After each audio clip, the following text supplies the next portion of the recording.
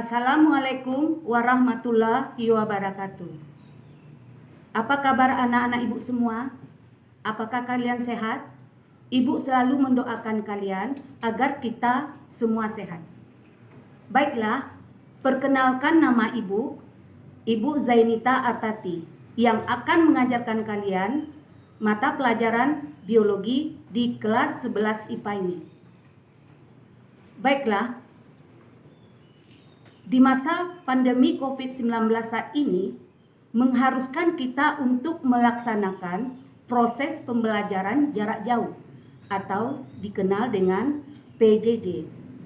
Di sini, di sekolah kita SMA Budi Dharma, Dumai, mengemas PJJ tersebut dalam 3 bentuk. 1. Share video pembelajaran. Yang kedua, video conference. Dan yang ketiga, penugasan. Baiklah anak-anak ibu sekalian, hari ini ibu akan mengajarkan kalian dengan KD 3.1, yaitu memahami kimiawi penyusun sel, ciri hidup pada sel yang ditunjukkan oleh struktur, fungsi, dan proses yang berlangsung di dalam sel sebagai unit terkecil kehidupan. Nah, di sini ibu akan menjelaskan ada 3 indikator. Yang pertama adalah menjelaskan struktur sel hewan, kemudian menjelaskan struktur sel tumbuhan, dan yang ketiga membedakan struktur sel hewan dan struktur sel tumbuhan. Nah, coba kamu amati gambar yang ada di depan, itu gambar dari sel hewan. Mungkin kamu masih ingat, di kelas 10 ibu sudah pernah mengajarkan tingkatan-tingkatan organisasi kehidupan yang dimulai dari molekul, kemudian akan membentuk sel, sel jaringan, organ, sistem organ, organisme, kemudian komunitas, ekosistem, dan bioma. Nah, hari ini kita sesuai dengan topik kita mengenai sel. Nah, ada apa di dalam sel tersebut?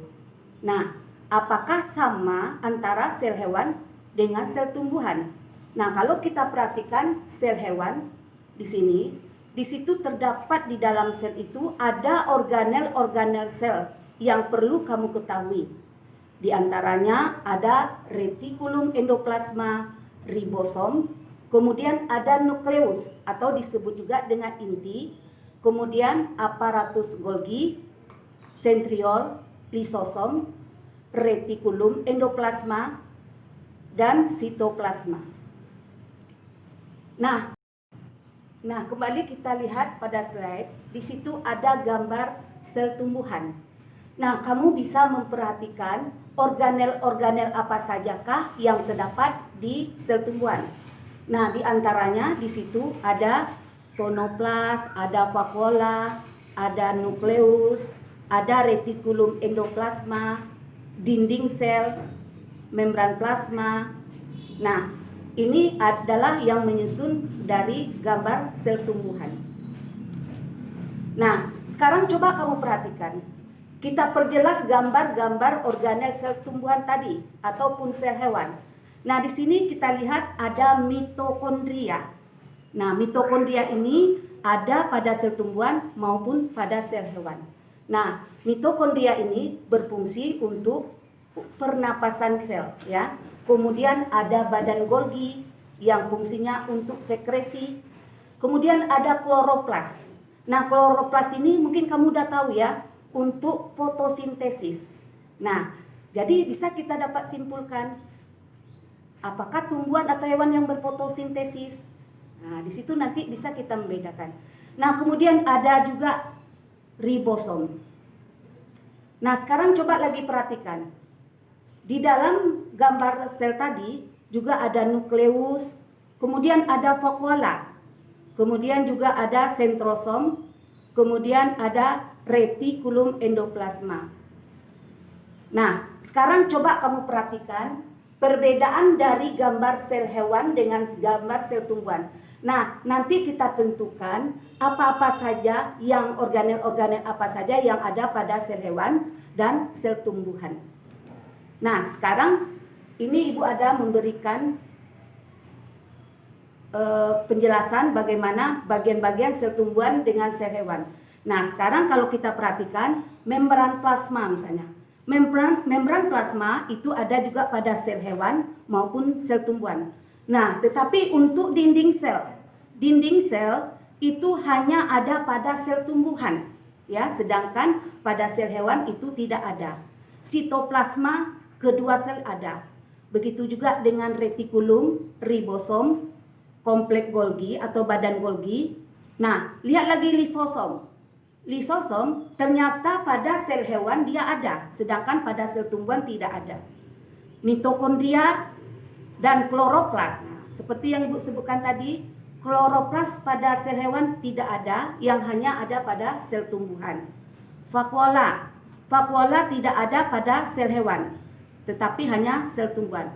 Sebenarnya pada sel hewan ada vakuola, tetapi biasanya terdapat pada sel yang uniseluler, ya, seperti eugglena. Kemudian plastida. Nah, juga terdapat pada sel tumbuhan. Sentrosom ternyata ada pada sel hewan, sedangkan sel tumbuhan tidak ada. Nah, sekarang apa yang membedakan antara sel hewan dengan sel tumbuhan? Nah, di sini bisa kita perhatikan bahwa sel hewan itu tidak memiliki dinding sel, sedangkan sel tumbuhan memiliki dinding sel.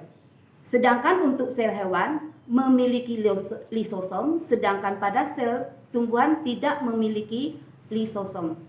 Sedangkan untuk sel hewan tidak mengandung kloroplas. Nah, sedangkan sel tumbuhan ada kloroplas. Nah, begitu juga pada sel hewan tidak adanya vakuola, sedangkan sel tumbuhan vakuola. Nah, kemudian kita lihat lagi bahwa sel hewan memiliki sentrosom, sedangkan sel tumbuhan tidak memiliki sentrosom. Nah, apalagi bedanya? Kalau kita perhatikan pada sel hewan, timbunan zatnya berupa lemak dan glikogen, sedangkan sel tumbuhan berupa zat pati.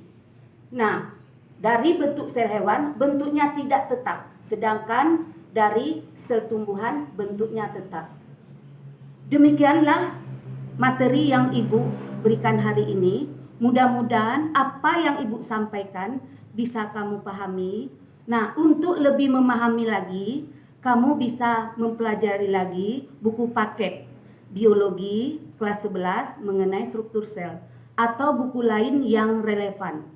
Nah, Ibu sudahi dulu. Sebelumnya Ibu akan mengingatkan kalian patuhi protokol kesehatan dengan jalan memakai masker apabila keluar rumah, jauhi dari kerumunan, sering cuci tangan sebelum dan beraktivitas agar kita terhindar dari penyakit, dan jaga kesehatan.